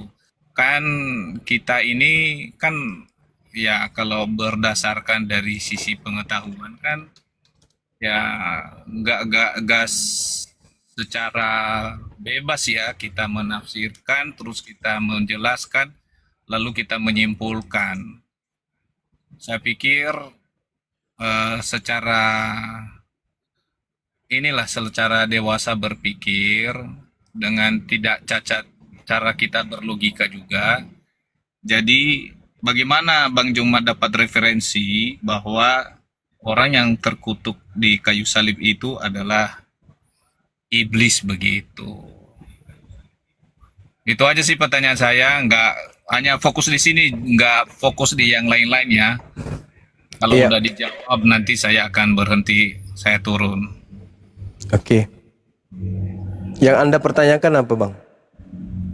Ya mengenai itu istilahnya kan tentu setiap bagian dari yang tertulis ini punya tujuan dan maksud. Ya, dari sisi si penulis juga ini kan Paulus yang menulis, pasti dia juga punya tujuan, punya arti sebetulnya dari ayat ini. Nah, saya ingin tanyakan, ada nggak referensi dari yang lain yang sampai tadi Bang Juma menerjemahkan bahwa yang terkutuk itu adalah iblis begitu? Iya, jelas itu, Bang. Posisi kutuk ini kan bukan pada Tuhan. Posisi kutuk ini ada pada iblis. Coba Anda baca dengan seksama tuh. Kristus telah menebus Kristen dari kutuk hukum Taurat dengan jalan menjadi kutuk. Karena Kristen. Sebab ada tertulis. Dia mengutip orang yang dikutuk oleh Tuhan. di dalam Ulangan 21 nomor 22-23. Sebab terkutuklah orang yang digantung Tuhan di atas tiang salib. Coba Anda baca. Dikatakan gini, maka janganlah mayatnya dibiarkan semalam-malaman pada tiang itu, tetapi harus engkau menguburkan pada hari itu juga. Sebab seorang yang digantung terkutuk oleh Tuhan, jangan engkau menajiskan tanah yang diberikan Tuhan kepadamu. Berarti yang ada di Galatia 3 ini adalah Kristus yang dikutuk oleh Tuhan. Ya, betul. Nah, sekarang yang dikutuk oleh Tuhan ini apa? Iblis atau Tuhan? Tuhan mengutuk Tuhan atau Tuhan mengutuk iblis? Nggak, kita belum lari ke sana dulu. Kembali Ya kan? kepada makna teks. Ya, Itu yang silakan. saya bilang tadi, bahwa di dalam setiap teks itu kan, kalau contohnya kita menafsirkan tanpa kita melihat historis, maknanya yang jelas, itu kan menjadi logika cara berpikir yang cacat begitu. Cuman kalau saya lihat bahwa di dalam konteks ini kan jelas banget ya yang dimaksud oleh Paulus gitu, bahwa di sini dijelaskan bahwa ya kenapa sampai dia dikatakan terkutuk di atas kayu salib, atau terkutuklah orang yang digantung di kayu salib, itu punya latar belakangnya dari belakang itu, bahwa dari ayat yang sebelumnya Paulus itu menjelaskan mengenai tentang ini hukum Taurat, bahwa tidak ada satupun yang lolos karena hukum Taurat gitu ya. Dan kita melihat bahwa hukum Taurat itu tidak ada yang sempurna untuk menjalankannya. Kalau kita melihat dari sisi dari perspektif ya pandangan Paulus ini, nah manusia itu kan orang yang berdosa. Ya. Dan kenapa Yesus diutus oleh Allah? Nah, berkaitan dengan jalan keselamatan. Karena dari pandangan Taurat, kalau kita melihat bahwa di setiap penghapusan dosa itu ada korban, ada darah yang dicurahkan. Jadi, sebetulnya kalau kita kembali kepada konteks ayat ini, sebetulnya ya sangat jelas sih. Cuman ya saya tidak menyalahkan menafsirkannya seperti apa, ya punya masing-masing hak bebas ya. Cuman saya tadi melihat, loh kenapa berubah jadi iblis gitu. Kalau memang tidak memiliki makna ke sana, kenapa dikait-kaitkan ke sana begitu, Bang Juma? Oke, bagus. Boleh saya buktikan kalau itu adalah iblis? Ya coba buktikan aja. Kembali ke teks itu. Anda punya Bible di situ? Saya banyak di sini. Oke, silakan bantu saya. Buka 1 Korintus 12 nomor 3.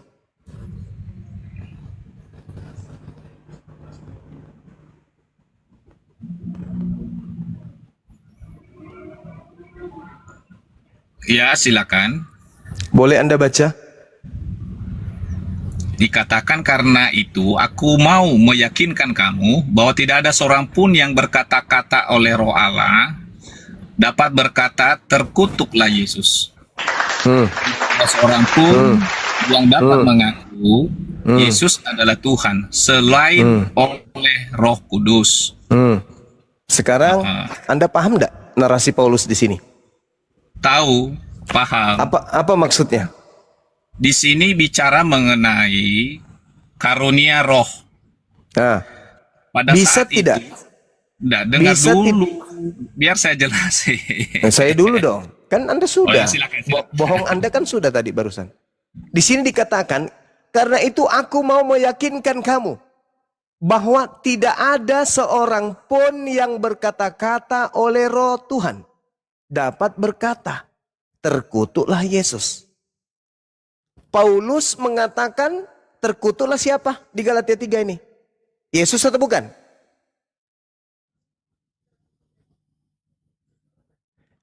Paulus mengatakan tidak ada orang yang mampu berkata-kata oleh roh Tuhan.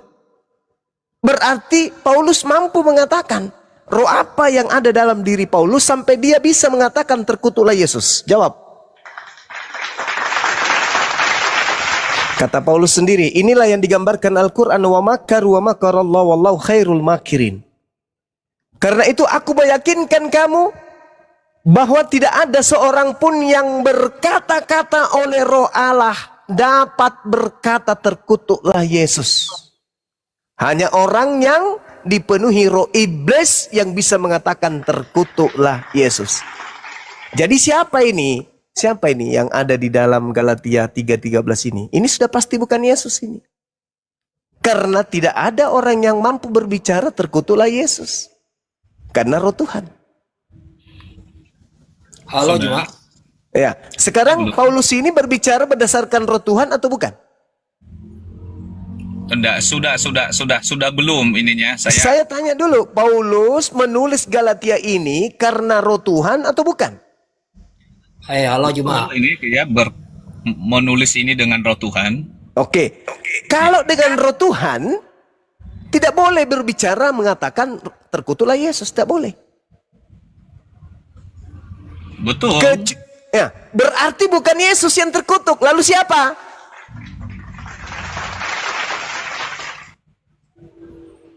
Nah, itulah yang saya bilang tadi. Bang Juma udah selesai belum? Ya saya tanya, kalau Bang Juma Yesus udah selesai belum? sabar, tidak ada orang yang bisa berkata terkutuklah Yesus dengan roh Tuhan. Anda mengatakan Paulus berbicara berdasarkan roh Tuhan. Sedangkan kalau orang kepenuhan roh Tuhan tidak bisa berkata terkutuklah Yesus. Paulus penuh dengan roh Tuhan. Berarti Kristus yang dimaksud terkutuk ini bukan anak Maria. Lalu siapa? Siapa bang? Udah belum? Pertanyaan saya pura-pura. Udah belum? Enggak. Saya tidak menyangkal apa yang kamu katakan. Ya udah, tadi, silakan. Anda paham enggak dalil? Anda paham kan? Di sini Paulus mengatakan tidak ada orang yang bisa berkata-kata oleh roh Elohim dapat berkata terkutuklah Yesus. Sedangkan Anda mengakui Paulus menulis surat Galatia dengan roh kudus. Roh Tuhan ada di dalam dirinya. Berarti ketika dia mengatakan Kristus telah menebus Kristen dari kutuk hukum Taurat dengan jalan menjadi kutuk, berarti Kristus yang dimaksud bukan Yesus. Jadi kesimpulannya itu iblis gimana? yang terkutuk. Kesimpulannya gimana? Iblis Di bagian yang ayat terkutuk. ini. Iblis yang terkutuk. Iblis yang terkutuk ya.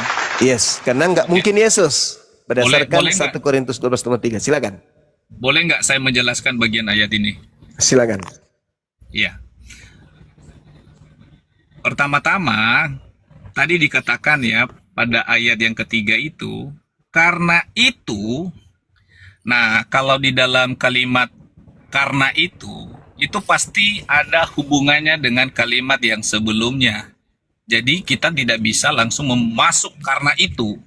Jadi Ya, secara silakan. tiba-tiba narasi itu timbul gitu loh secara tiba-tiba. Karena kalau kita melihat bernarasikan ini dengan bahasa, maka ada persoalan di atasnya. Kenapa Paulus mengatakan itu? Makanya adalah karena itu, gitu kan? Aku mau meyakinkan kamu. Ya.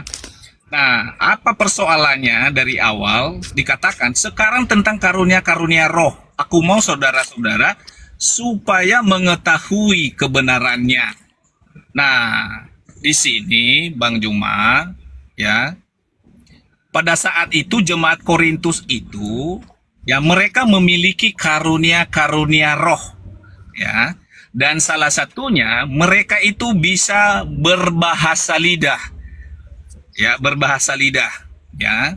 Lalu Paulus berkata, kamu tahu bahwa pada waktu kamu masih belum mengenal Allah, kamu tanpa berpikir ya ditarik kepada berhala yang bisu, ya. Jadi artinya bahwa orang jemaat Korintus ini, mereka ini mudah ya percaya kepada berhala-berhala, ya. Tetapi di sini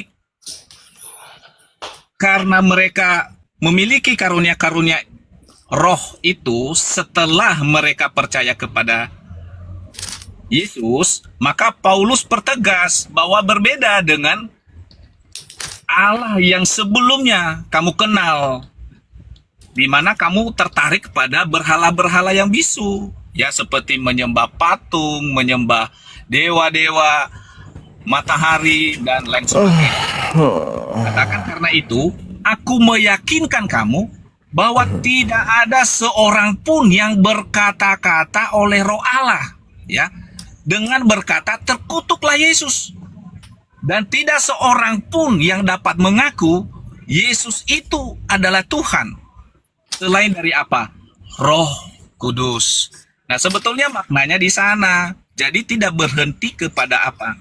Jadi ketika mereka diberikan bahasanya,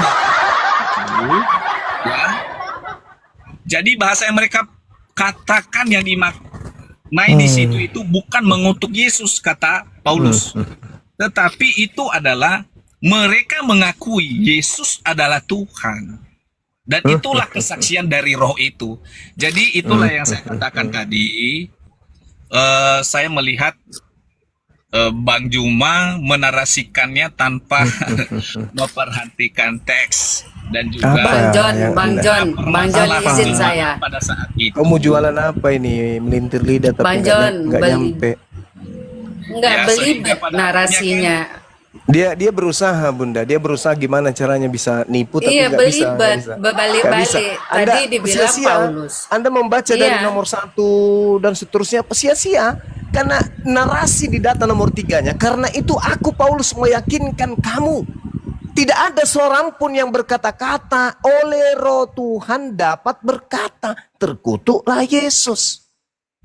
Berarti ketika Anda mengakui Paulus penuh dengan Roh Tuhan, lalu dia mengatakan Kristus terkutuk, berarti yang dimaksud Kristus di sini bukan Yesus anak Maria. Karena tidak ada orang yang dengan Roh Tuhan bisa berkata demikian, tidak ada. Kecuali Paulus kerasukan setan menuduh kemana ke Yesus sebagai makhluk yang terkutuk, atau Paulus kerasukan setan dan melantik si setan sebagai penebus kutuk untuk orang Kristen. Jadi ini data tidak sampai kepada anak Maria. Karena tidak ada orang yang bisa mengatakan anak Maria ini terkutuk karena bimbingan Roh Tuhan. Tidak ada. Kenapa? Karena Tuhan aja memuliakan Yesus. Inilah anakku yang kepadanya aku berkenan. Dia adalah orang yang dimuliakan sebelum dunia ada.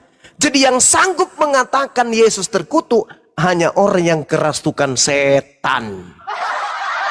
Paham sampai situ? Begitu cara menjelaskan. Jadi kalau Anda mau sampai kepada penjelasan yang maksimal, tapi tidak menggunakan akal, Anda akan ditertawakan. Kemudian, dan mengaku Yesus adalah Tuhan selain oleh Roh Kudus. Nah ini fungsinya ilmu di sini. Ketika di sana ada kata Tuhan, itu kurios. Artinya apa? Tidak ada orang yang sanggup dari Bani Israel mengatakan bahwa Yesus itu adalah Tuhan, junjungan, selain orang yang dibimbing oleh Elohim. Kenapa? Orang-orang yang tidak dibimbing oleh Elohim menuduh justru Yesus itu anak zina. Bani Israel yang sanggup menyebut Yesus sebagai junjungan, Mesias, kurios, hanya dia yang menerima ilham dari Elohim. Paham sampai situ ya? Belajar lagi. Jadi saudara, kembali kepada tema.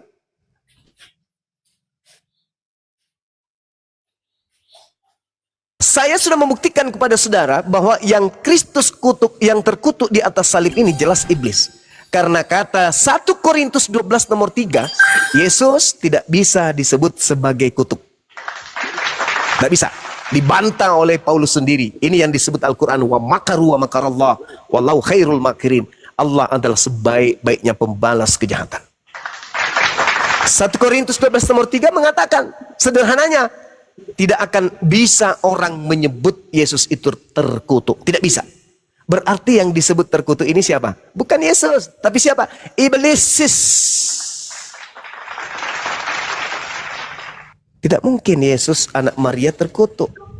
Tidak mungkin, mustahil. Bang Juma paham nggak tadi yang saya bilang itu? Karena itu kalimat itu nggak muncul secara tiba-tiba di situ. Iya, Itu ada sekarang persoalan sebelumnya. sekarang tentang karunia-karunia roh. Keduanya, Aku mau saudara-saudara konteks supaya waktu itu. kamu mengetahui tentang kebenaran. Supaya saudara tahu tentang kebenaran. Bahwa tidak ada orang yang bisa berkata oleh karena roh Tuhan terkutuklah Yesus. Tak ada.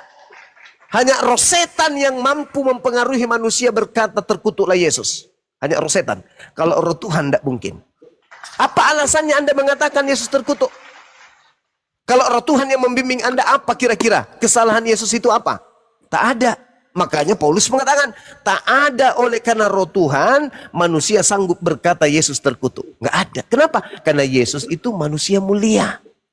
Oleh karena itulah kemudian, yang terkutuk di atas salib menebus dosa Kristen itu adalah sibilisis iblis. Masih mau mutar lidah lagi? Data sudah sangat jelas. Enggak, Pak Juma itu, saya menghormati Pak Juma itu, ya, di dalam apa, ya, konteks, ya, pengajaran Al-Quran. Karena kok Al-Quran pula? Kalau Al-Quran itu yang dikutuk itu iblis. Ya. Sekarang kalau di Bible yang dikutuk itu iblis atau Tuhan, saudara? Di dalam konteks. Yang dikutuk di dalam Bible itu iblis atau Tuhan? Jawab. Ayo. Yang dikutuk di dalam kitab Anda itu Tuhan atau iblis? Kenapa mute saya? Yang disebut di dalam kitab Anda dikutuk itu Tuhan atau iblis?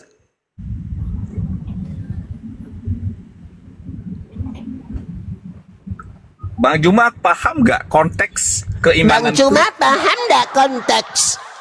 Apalagi yang Anda ingin lilitkan di lidah Anda itu apalagi? Suaranya jadi perempuan jadi ngejawab Apalagi Anda mau menipu apalagi? Konteks apa lagi? Subteks maksudnya, subteks. Cuma itu jangan ngeyel gitu. Dalil 1 Korintus 12 nomor 3 itu loh. Tidak ada orang karena bimbingan roh Tuhan mampu berkata terkutuklah Yesus. Tak ada. Karena tidak ada seorang pun yang bisa menerjemahkan seenaknya Alkitab itu gitu loh. Udah kau turun. Kau ke gereja sana. Kau main gaplek sama pendetamu sama turun. Hus, pergilah setan. Nah gitu, bagus. Ayo, setan yang lain masih ada nggak? Melintir sana sini. Apa lu pikir lu bisa lolos dari Bang Suma? Tak bisa. Ada lagi? Saya lawanmu, Suma. Silakan. Tadi juga begitu yang satu. Saya lawanmu. Saya diam. Ujungnya apa? Bohong, dusta. Melilit lidah aja. Saya tanya dulu. Oke. Jangan dulu.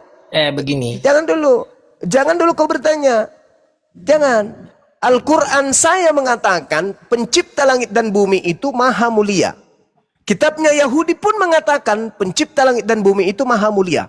Al-Quran saya mengatakan yang terkutuk itu Kau sudah terlalu banyak ngomong, Suma.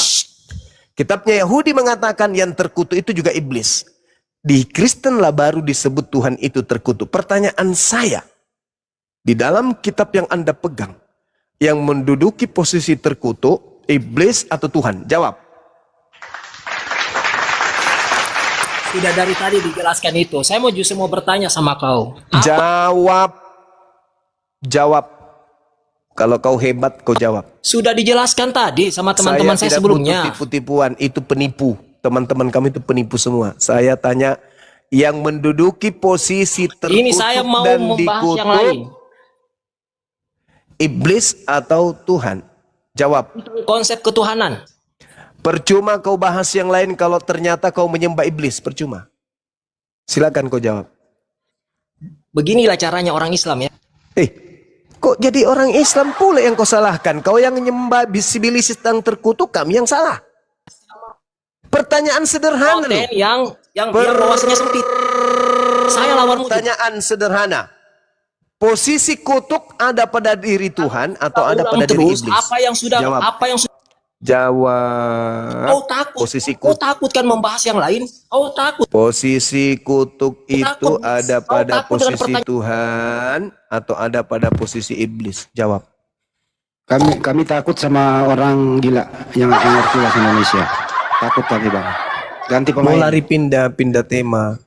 Kita boleh bahas dua arah. Tuhannya umat Islam yang terkutuk atau Tuhannya Kristen. Itu. Jawab dulu. Habis itu di dalam kitabmu juga dikatakan bahwa ini terkutuk. Nah, jelaskan. Saya kan sudah menarasikan untuk memancing Anda membawa kepada Quran. Saya katakan dalam Al-Quran, Tuhan itu maha mulia. Di dalam kitabnya Yahudi, Tuhan itu maha mulia. Hanya di Kristen, Tuhannya terkutuk. Nah, itu artinya saya mengajak Anda untuk masuk ke dalam ranah Al-Quran. Tunjukkan di mana Tuhan kami disebut terkutuk. Di mana Tuhannya Yahudi disebut terkutuk. Sedangkan saya menunjukkan data. Iblislah yang terkutuk. Baik di dalam Bible maupun di dalam Al-Quran. Tapi Kristen muncul melalui Paulus. Mengajarkan Kristen menyembah sudah 2000 tahun lebih menyembah sosok terkutuk ini. Maka muncul pertanyaan. Kedudukan kutuk itu ada pada hakikat Tuhan atau pada pribadi iblis. Nah, itu pertanyaan sederhana. Supaya Anda tahu selama ini siapa yang Anda sembah. Kristen menyembah. Boleh bicara? Ya, silakan saudara, silakan. Bang Nias ini Muslim apa Kristen bang? Nias. Dimut ya? Ah? Muslim Kristen bang? Kalau kok nggak ada suara. Oh Kristen ya, naik kan. Suaranya jauh kali. Suaranya jauh kali. Deketin. Halo, tes. Ya, Kristen. Jauh, suaranya mendem. Deketin. Kristen. Saya Kristen. Silakan bang. Halo. Silakan tanggapi.